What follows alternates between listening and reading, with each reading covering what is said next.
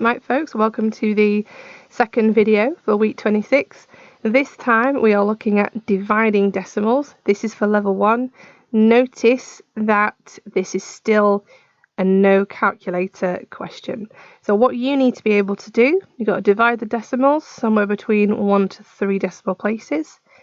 We might need to do a quick reminder on multiplying and dividing by 10. And then we're going to complete 3 examples in this video. After that, then you'll have done everything you needed to do to complete the online Microsoft form, which will be posted in Teams.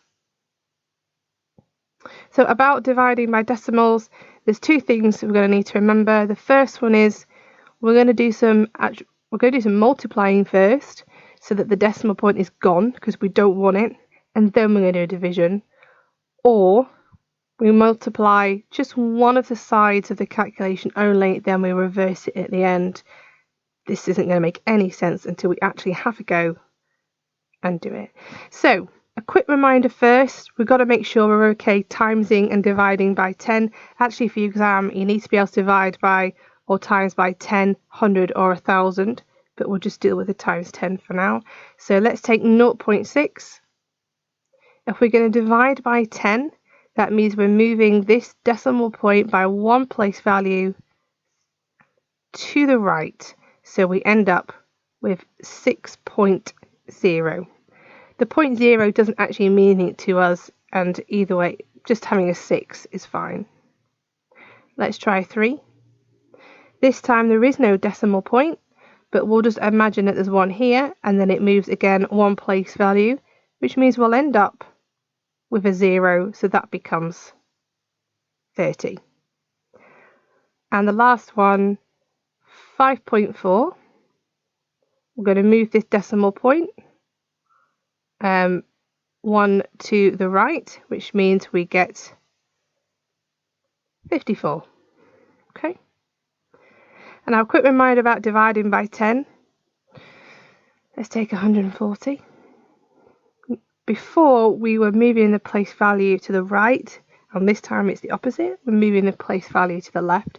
You can't see a decimal point there, but we're going to imagine there's one here after that 0, and we're going to move it in 1 place value.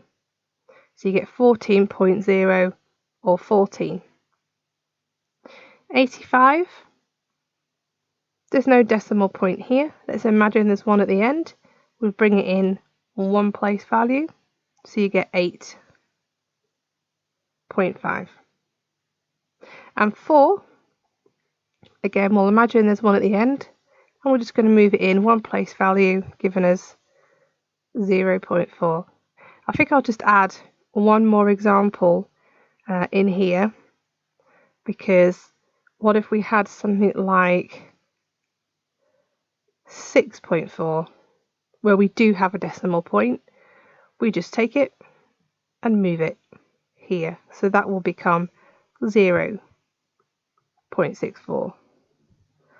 Okay, let's actually deal with one of our 3 examples now. So 63 divided by 0.7. So here is our instruction on the top right hand corner. We need to multiply both sides so that we get rid of the decimal point. So there's a decimal point here, and I'm going to start just by timesing each side by 10. So 63 becomes 630.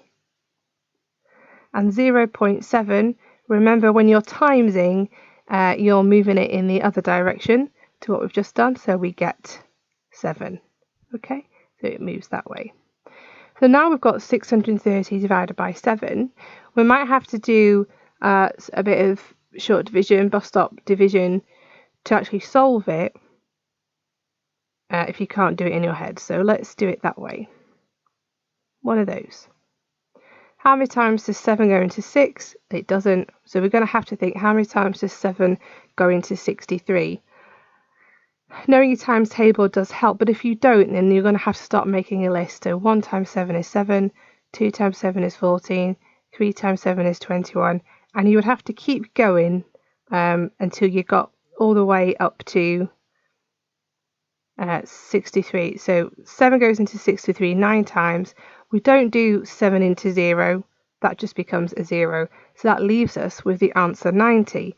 So that means that the answer to 630 divided by 7, well, it equals 90. The thing is, though, this was the original question at the top here, but it just so happens that that also equals 90 as well.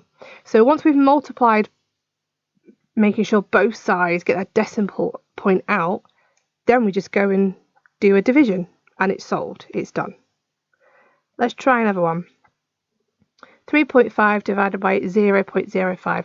We've got decimal points on both sides, so again we're going to keep multiplying until that decimal point is gone. So let's start by timesing both sides by 10. So that gives us 35.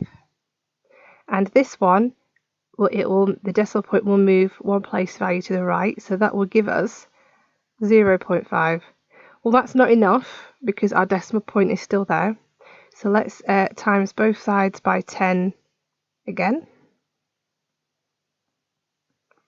So that gives us 350 divided by 5. Now they're gone. Now we can do a bit of division. So how many times does 5 go into 3? It doesn't. How many times does 5 go into 75? Sorry. How many times does 5 go into 35? It's 7. And then we do the 5 into 0. Well, it doesn't go. That's just a 0 there. So the answer to this one, 350 divided by 5 is 70. Well, it's also the answer to 35 divided by 0.5 and the answer to 2.5 divided by 0.05. So just multiplying both sides until you can do a division. The last example is a little different because this number on the left-hand side is actually smaller than the one on the right. So doing the division is going to give us a decimal point anyway. This is a bit like saying, well, you've got 2 sweets left, but you're going to have to share it amongst 5 people. This is not going to be done very easily. So we've got to use a slightly different way here.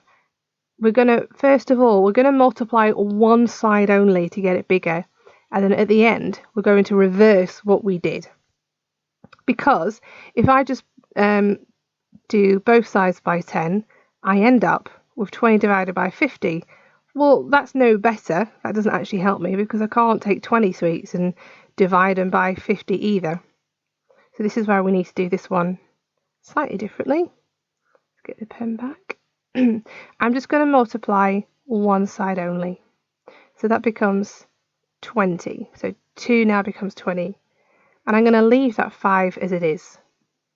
Now I can do a division, which gives me 4. Now we've come to step 2. We've got to reverse what we did. So if I times one side by 10 at first, I've now got to divide it by 10 at the end. So now I want to do 4 divided by 10. So here's the 4.